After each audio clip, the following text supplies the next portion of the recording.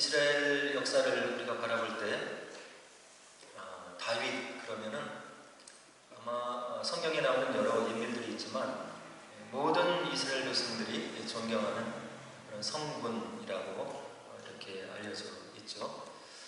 구약을 읽어봐도 그렇고 신약을 봐도 그렇고 믿음의 조상으로 이렇게 굉장한 존경을 받고 또 그의 모습을 닮아가려고 노력하는 이스라엘 백성들의 모습을 우리가 알 수 있습니다.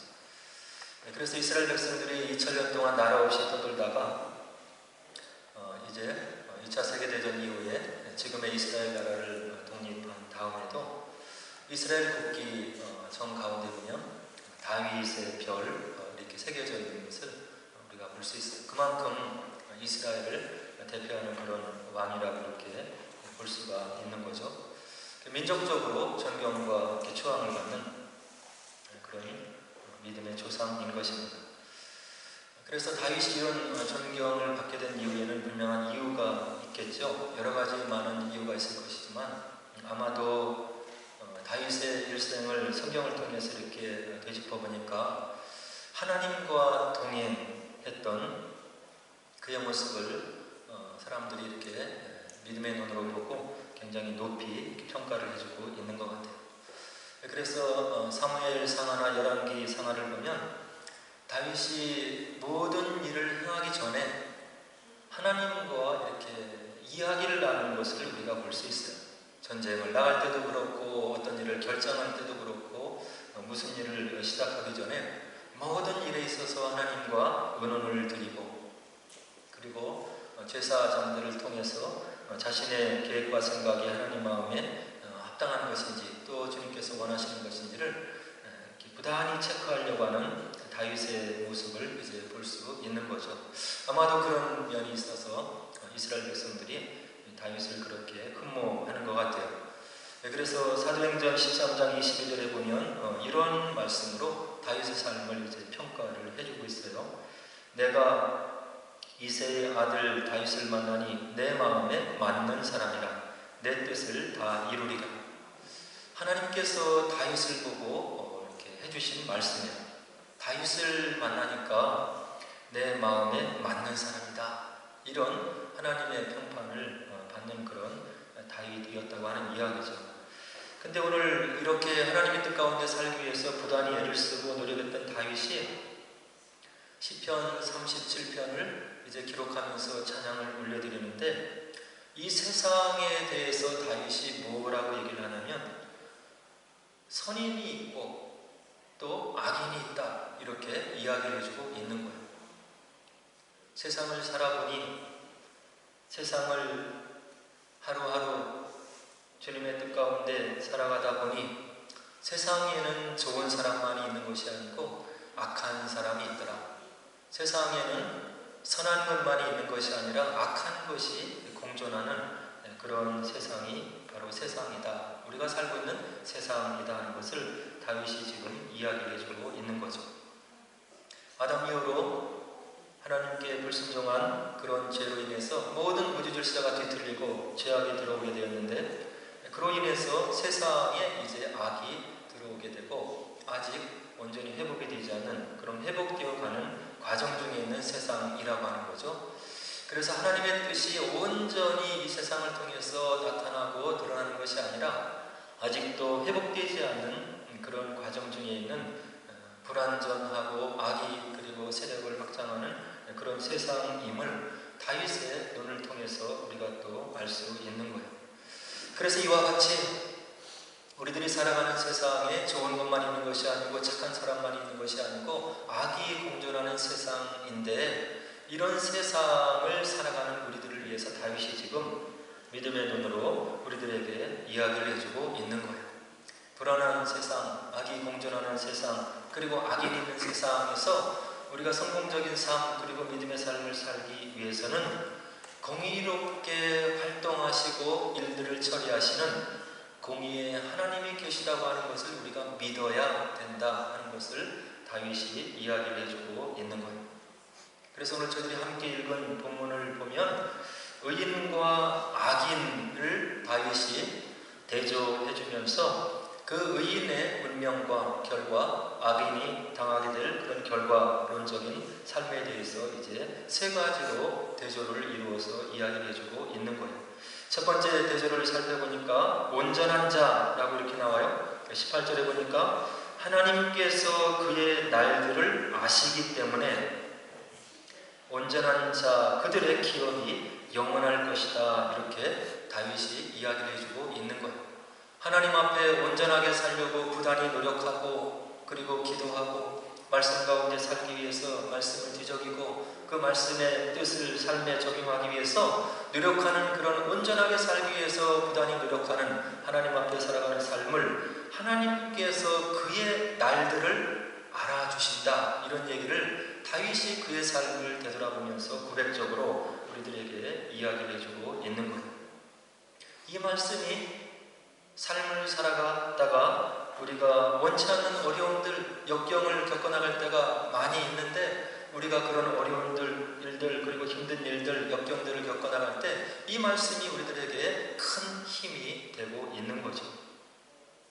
원치 않는 고난으로, 원치 않는 일의 결과로 마음에 상심이 있고, 그리고 원치 않는 오해로 마음에 슬픔이 있고, 그리고 오해를 당하고 이런 상황이 있을 때 나의 삶과 나의 마음을 알아주시고 나의 날들을 알아주시고 그것을 축복으로 바꿔주실 공의로운 하나님이 계시다고 하는 것을 다윗이 자신의 삶을 되돌아보면서 우리들에게 힘을 주고 있는 거예요. 그리고 나서 19절에 온전한 자를 다윗이 얘기를 하는데, 그 온전한 자는 환난 때에 부끄러움을 당하지 않고 기근의 날에도 풍족할 것을 다윗이 그의 체험을 통해서 우리들에게 이야기를 해주고 있는 거예요.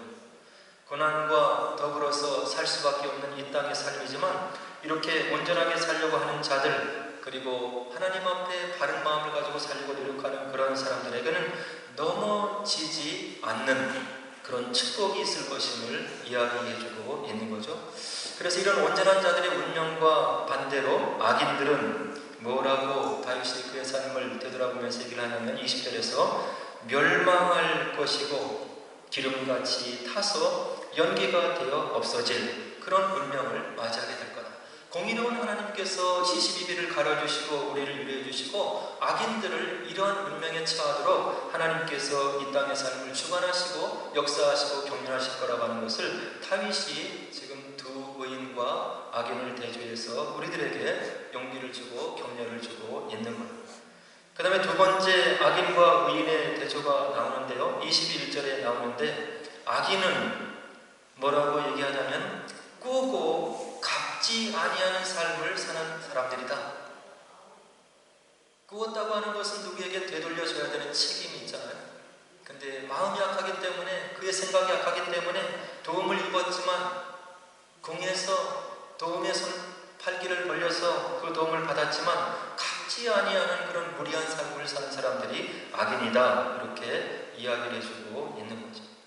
그와 반면에 의인은 21절에서 뭐라고 얘기하냐면 은혜를 베풀고 나누어주는 삶을 사는 사람이다. 은혜를 베풀고 나누어주는 삶을 사는 사람이 하나님 앞에서 의로운 삶을 사는 것이라고 다윗이 이야기를 해주고 있는 거예요. 사랑을 베풀고 사랑을 나누어주고, 내가 가지고 있는 것을 없는 사람들, 곤궁한 사람들, 사회적인 그런 힘이 없는 사람들을 위해서 그 사랑을 나눠주고 베푸는 삶을 사는 사람이 의인의 삶이라고 이야기를 해주고 있는 거예요. 내가 가지고 있는 것을 나누고 베푸는 것은 인간의 생각으로는 쉽지가 않은 일이에요.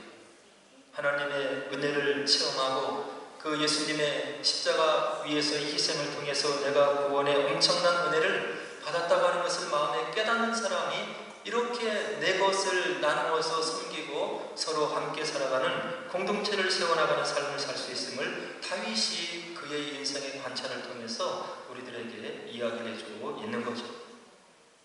그리고 세 번째 악인과 의인의 대조를 우리들에게 보여주고 있는데 22절에서 주의 복을 받은 자들은 이 땅에서 땅을 차지하게 되는 축복이 있을 것이다, 이렇게 이야기를 해주고 있는 거예요. 그렇지만 악인의 삶을 살아서 주의 저주를 받은 사람들은 땅에서 끊어지는 그런 운명에 처할 거다. 이런 이야기를 다윗이 자신의 삶을 돌아보면서 우리들에게 이야기해주고 있는 거죠. 여기서 말하는 땅이라고 하는 것은 이 땅의 삶을 살아가는 데 필요한 모든 재원을 이야기하고 있는 거예요. 하나님 앞에 합당하게 살기 위해서 노력하는 사람, 하나님이 살아계심을 인식하고 살아가는 그들, 그리고 그 가정에게 하나님께서 땅을 차지하는 축복, 이 땅의 삶에 필요한 모든 축복을 허락해 주신다고 하는 것을 다윗이 그의 인생의 경험을 토대로 우리들에게 이야기를 해주고 있는 거예요. 그리고 이런 세 가지의 대조를 넘어서서 이제 하나님에 대한 믿음의 고백을 다윗이 본문에서 하고 있는데 뭐라고 얘기를 하냐면 23절에서 하나님께서 의인의 길을 기뻐하신다고 이야기를 해주고 있는 거예요. 의인의 삶을 하나님께서 기뻐하시기 때문에 넘어지는 경우가 있고 실족하는 경우가 혹시 있을지 모르지만 그것으로 인해서 아주 엎드러지지는 않은, 완전히 꼬꾸라지지는 않는 그런 삶을 바로 살게 되는 것이 의인의 삶이다. 이렇게 우리들에게 격려를 해주고 있는 거죠. 왜 그러냐면 하나님이 살아계심을 믿고 하나님이 지금도 나의 인생의 주인이심을 믿고 의롭게 살기 위해서 노력하는 그 사람들을 여호와께서 그의 손으로 붙들어 주시기 때문에 그의 삶이 영원히 꼬꾸라지지 않을 것을 오늘 본문이 우리들에게 이야기를 해주고 있는 거예요. 이런 다윗의 고백은 우리들의 삶을 되돌아보면 또 우리가 깨달아 알 수 있는 거예요. 지나간 삶들을 돌아보면 하나하나 돌이켜보면 하나님께서 그때 그 어려운 순간에, 그 힘들었던 순간에 나를 붙들어 주시고 인도해 주시고 격려해 주시고 나를 인도해 주시고 지혜를 주시고 깨달음을 주셔서 그때를 잘 지나올 수 있었지 하는 그런 믿음의 고백을 오늘 저희들도 동일하게 할 수 있다고 하는 이야기예요. 그래서 다윗이 하나님께서 의인의 길을 기뻐하시고 그리고 여호와께서 그의 손으로 의인의 삶을 붙들어 주실 것이라고 하는 것을 그의 믿음의 확신에 찬 어떤 격려로 오늘 37편의 말씀을 통해서 우리들에게 새 힘을 부어주고 있는 거예요.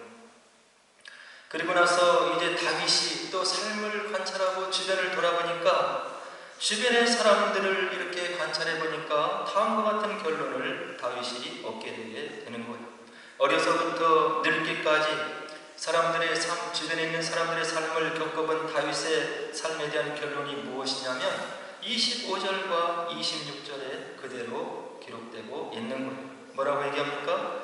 의인이 버림을 당하거나 그의 자손이 걸식함을 보지 못하였다. 의인이 버림을 당하는 경우, 그리고 의인의 자손이 이 땅에서 걸식하는 그런 경우를 내가 보지 못했다고 다윗이 인생을 돌아보면서 우리들에게 고백을 해주고 있는 거예요. 그리고 26절에서 얘기하기를 의인의 자손이 복을 받는다고 이야기를 해주고 있어요. 왜 그렇습니까? 그는 종일토록 은혜를 베풀고 꾸어주기 때문에 그렇다. 종일토록 의인의 삶이 은혜를 주변에 베풀어주고 다른 사람의 필요를 채워주기 위해서 꾸어주는 삶, 그렇게 주변에 있는 사람들을 생각하면서 자신의 삶을 나누어주는 의인의 삶을 사는 사람들의 자손이 버림을 당하거나 걸식함을 내가 보지 못했다고 다윗이 우리들에게 고백적으로 오늘 시편을 통해서 이야기를 해주고 있는 거예요. 이런 다윗의 고백과 동일한 그런 하나님의 말씀을 잠언서에서 우리가 찾아볼 수 있는데요. 잠언서 11장 24절에 보니까 흩어 구제하여도 더욱 구하게 되는 일이 있나니 과도히 아껴도 가난하게 될 뿐이라. 주님의 이름으로 하나님 살아계심을 믿고 흩어 구제하여도 더욱 부하게 되는 일이 있고 사람의 생각으로 과도히 아껴도 가난하게 되는 그런 일들이 있을 것이라고 잠언서 기자가 이야기를 해주고 있는 것. 그리고 또 다른 구절은 구제를 좋아하는 자는 풍족하여질 것이요 남을 윤택하게 하는 자는 자기도 윤택하여 지리라.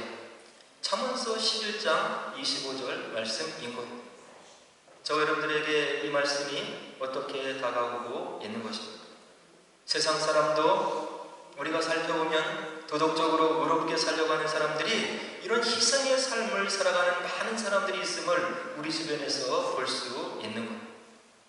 하물며 예수님으로 인해서 세상의 온 모든 보아와 재환을 다 가지고도 살 수 없는 구원을 선물로 받은 저와 여러분들은 그들보다 더 나은 그런 삶을 살아야 되지 않겠는가 하는 생각을 해보게 되는 거예요. 그래서 복음서에서는 뭐라고 우리들에게 계속 이야기를 합니까? 너희가 구원받았다고 얘기를 하느냐? 너희 믿음의 삶으로, 삶의 열매로 내가 구원받은 것을 증명해야 된다고 이렇게 이야기를 하고 하나님 말씀이 우리들에게 도전을 해주고 있는 거예요. 열매로 나무를 알게 되는 것이다.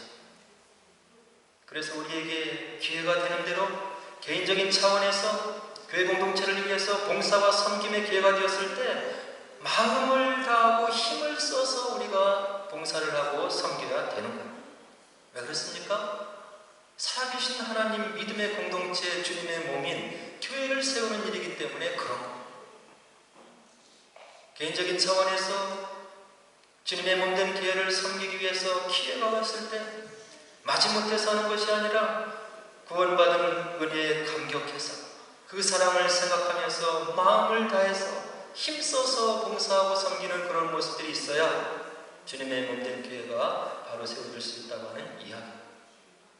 그리고 교회 공동체적인 차원에서는 성도 여러분들이 생명과 같은 물질을 들여서 교회 공동체를 세워나가고 있는데 그 물질을 잘 사용해야 되는 책임이 있는 거예요. 교회에 맡겨진 구제와 선교에 힘을 써야 되고 성도 여러분들이 기도하며 땀을 흘리며 모은 물질을 주님을 믿는 마음으로 고백하며 올려드린 그 귀한 물질을 교회 리더십이 잘 활용할 수 있도록 그 물질의 사용처를 분별력 있게 사용해야 된다고 하는 이야기입니다. 우리 교회도 그런 면에서 선교사님 가정을 돕고 있고 1년에 한 달에 32파운드 한 어린아이 컴패션에 그 물질을 기다리는 아이들, 아마 저 여러분들에게 32파운드는 한 끼 음식값도 안 될 거예요. 그러나 세계 도처에 흩어져 있는 컴패션 아이들, 그 물질은 생명과 같은 물질이 되고 있는 거예요. 여러분들이 풍족한 가운데 부모님의 후원과 그리고 도우심 가운데 남들이 누릴 수 없는 유학생활을 누리고 있고 지금 지내고 있다고 한다면 지구상에 흩어져 있는 이런 어린아이들을 생각할 수 있는 마음이 있어야 되는 거예요. 우리에게 별거 아닌 것 같은 32파운드 물질이 그들에게 한 달을 연명하고 미래를 꿈꾸고 세워나갈 수 있는 생명과 같은 물질이 될 수 있다고 한다는 이야기입니다. 저희 교회는 이런 아이들을 10명을 후원하고 있습니다. 작은 교회이지만 예산을 편성할 때 예산의 12% 이상 선교와 구제를 위해서 편성하고 실제 지출 예산의 27% 이상을 우리 교회가 사용하고 있는 것. 이건 여러분들도 자랑스럽게 생각해야 되는 것. 리즈 지역으로 유학을 떠나온 우리 대학 청년부를 섬기는 것을 제1 미션으로 알고 여러분들을 섬겨나가고 하는 그런 예산을 빼고 순수하게 선교사와 컴패셔널 10명을 돕기 위해서 27% 실제 지출 예산의 27%를 우리 교회가 사용하고 있는 것. 기도하고 바라는 것은 이 예산의 지출이 더 늘어나기를 원하고 있는 것. 그래서 우리의 물질이 세계에 흩어져 있는 그 어린아이들을 살리고 꿈을 주고 소망을 주고 그들이 그 물질의 도움을 받고 자라나서 예수 그리스도를 생각하고 그들이 성공적인 삶을 살았을 때 또 더더욱 어려운 사람들을 도와나가는 그런 물질의 순환, 그런 거룩한 헌물의 순환이 바로 그들을 통해서 이루어져야 되는 거예요. 우리 청년들이 이런 비전을 좀 가졌으면 좋겠어요. 지금은 물론 받아야 될 그런 단계이고 여러분들이 성장해야 될 단계이고 준비를 해야 되는 그런 단계이지만 이거는 어느 날 갑자기 이루어지는 게 아닙니다. 지금부터 기도하고 나의 삶을 통해서 하나님께서 무엇 하기를 원하시는지를 고민하시고 주변을 살펴보시고 이 다음에 내가 준비가 되었을 때 나의 삶을 이런 어려운 자를 이렇게 세상에 흩어지는 작은 자들을 위해서 드려나가겠다. 이런 마음의 결심과 각오가 지금부터 있어져야 되는 거예요. 모든 것은 훈련과 연습을 통해서 이루어집니다. 아마 여러분들이 잘 알고 있는 강영호 박사라고 하는 그런 분의 이야기를 들어서 알고 계실 거예요. 이분은 시각 장애인이에요.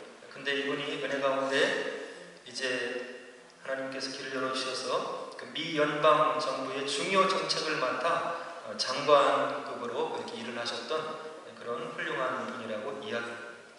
이분이 이제 자녀들을 또 이렇게 나와서 교육했을 거 아니에요? 근데 이 자녀들이 생각이 바른 거예요. 강영호 박사 이분이 받은 은혜가 있고 또 믿음의 체험이 있기 때문에 내 자녀들은 어떤 삶을 살아야 될 것인지를 어려서부터 그들에게 교육시키는 거예요. 나를 위해 살지 말고 남을 위해 사는 사람이 되라. 여러분들이 공부를 열심히 하면 성공적인 삶을 살 수는 있어요. 하나님께서 일반 은총의 축복 가운데 여러분들이 하나님께 주신 머리와 그런 육신의 건강과 지혜를 가지고 열심히 공부하면 축복을 주시는 거예요. 그런데 그런 세상적인 가치관으로 우리가 살아가면 자신만을 위해서 사는 사람으로 끝일 수 있는 거예요. 열심히 노력해서 성공적인 삶을 살았지만 자신과 가족을 벗어나지 못하는 시야로 갇힐 수가 있는 거예요. 그렇지만 우리가 예수님의 가르침을 바로 받고 그 가르침을 내 삶 속에, 내 마음속에 잘 적용하면 세상을 변화시킬 수 있는 그런 하나님이 인정하시는 그런 삶을 살 수 있는 거예요. 그래서 이 강영호 박사님의 자녀들의 이야기를 들어보면 그 나름대로 성공해서 주변에 흩어져 있는, 세계에 흩어져 있는 어려운 사람들을 위해서 그들의 삶을 들여나가면서 하나님 보시기에 아름다운 삶을 살아가는 그 자녀들의 삶의 모습을 우리가 눈에서 볼 수 있는 거예요. 저와 여러분들은 어떤 삶을 살아야 되겠습니까? 이 땅에서 우리가 많이 오래 살 것 같아도 그렇지 못한 것. 내 마음속에 부딪혀온 예수님, 이 땅에 오셔서 죄인을 사랑하시고 끝까지 사랑하시고 우리들에게 고백하시기를 인자여 것은 섬김을 받으려 함이 아니라 도리어 섬기려 하고 자기 목숨을 많은 사람의 대속물로 주려 함이니라. 이렇게 고백하시고 저와 여러분들을 그분의 생명을 들여서 우리를 구속해 주시고 구원을 선물로 주시고 그 은혜를 깨달아야 되고 그리고 우리가 이 예수님의 마음을 닮아가야 되는 거예요. 복음서의 예수님의 행적을 다 읽어보세요. 세상에 천대받은 사람들, 힘이 없는 사람들, 그리고 보잘것없는 사람들을 찾아가서 그들과 음식을 나누고 삶을 나누고 그들의 손을 잡아주고 그들의 병을 치료해주고 남들이 가지 않은 곳에 내려가셔서 그들을 일으켜 세우는 우리 예수님의 모습을 볼 수 있는 거예요. 우리 청년 학생들 바라기는 다음으로 미루지 말고 내가 지금 현재에서 무엇을 할 수 있는지 살펴보는 그런 지혜가 있었으면 좋겠어요. 세상에 많은 어린이들이 얼마만큼 어려운 가운데 있고 고통 가운데 있고 먹지 못하고 꿈을 키우지 못하고 더럽고 그 추한 환경 속에서 그들의 삶을 하루하루 이어나가고 있는지를 여러분들이 살펴봤으면 좋겠다고 하는 이야기. 그래서 지금까지 좋은 부모님을 통해서 여러분들이 부족함이 없고 자라났고 그리고 앞으로도 여러분들이 공부 열심히 하면 성공적인 삶을 살 것인데 그렇게 해서 얻어진 부와 명예와 권세를 가지고 주변의 사람들을 살리는 그런 삶을 살아야 되지 않겠는가 하는 생각을 해보게 되는 거예요. 머리로 되는 것이 아니고 성경을 읽고 예수님께서 마음에 부딪힘을 주시는 그 말씀을 거역하지 말고 내가 이 말씀을 순종하겠나이다.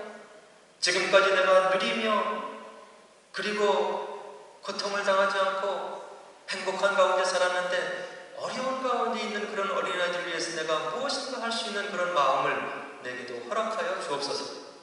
그런 기도가 지금 이루어져야 되고, 그리고 여러분들이 그런 위치에 됐을 때 여러분들이 믿음으로 결단하고 의인의 삶을 살면 여러분들의 자손이 형통한다고 하는 것을 오늘 하나님의 말씀이 우리들에게 이야기를 해주고 있는 겁니다. 흩어 구제하여도 부하게 되는 일이 있다. 과도히 아껴도 부자가 되지 못하는 그런 일이 있는 것이다. 역설적인 것이 믿음의 진리인 거예요. 그래서 잠언서 22장 6절에 보면 마땅히 행할 길을 아이에게 가르치라. 그리하면 늙어도 그것을 떠나지 아니하리라.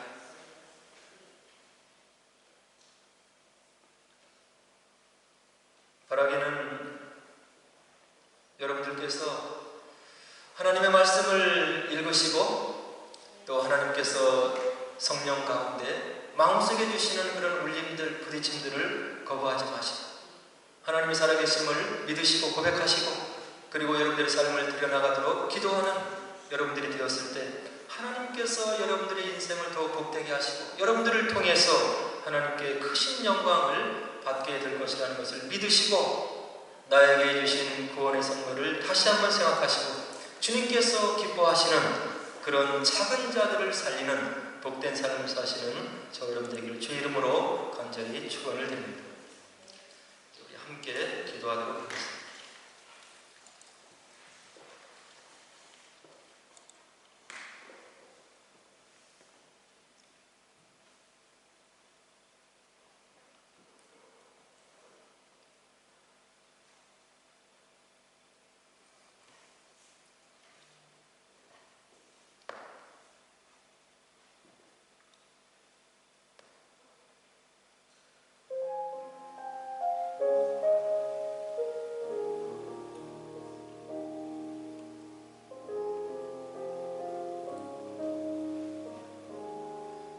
지난 기독교 2000년 역사 가운데 복음을 참되게 마음으로 받아들이고 하나님께 헌신한 수많은 믿음의 정도를 통해서 우리가 사는 세상이 발전되고 좋아지는 그런 역사의 기록을 우리가 알 수 있습니다. 복음의 말씀이 들어가는 곳에 자유가 선포되고 신분이 해방되고 그리고 정의와 공의가 넘쳐나 사회가 바른 질서로 회복되어 나가는 그런 믿음의 역사 기록을 우리가 역사를 통해서 확인할 수 있는 것입니다. 오늘 저와 여러분들에게 당도한 이만 하나님의 말씀은 어떠한 모습으로 우리 마음속에 내려앉고 있습니까? 공허한 메아리로 삶이 변화되지 않는 그런 말씀으로 남아있으면 되는 것이 아니고 나의 생각을 바꾸고 삶의 태도를 바꾸고 주님과 같은 삶을 살아가는 그런 모습으로 변화되어야 주님의 바른 제자로서의 삶을 살아가게 되는 것입니다. 이런 변화를 허락하여 주옵소서. 세상의 작은 자들을 볼 수 있는 눈을 허락하여 주옵소서. 주님의 마음으로 내게 가지고 있는 여러 가지들을 헌신하고 나눌 수 있는 믿음의 삶을 살게 하옵소서. 그래서 주님의 나라를 이루어내고 주님께 영광 돌리는 믿음의 삶을 살게 하옵소서. 함께 기도하도록 하겠습니다. 기도하겠습니다.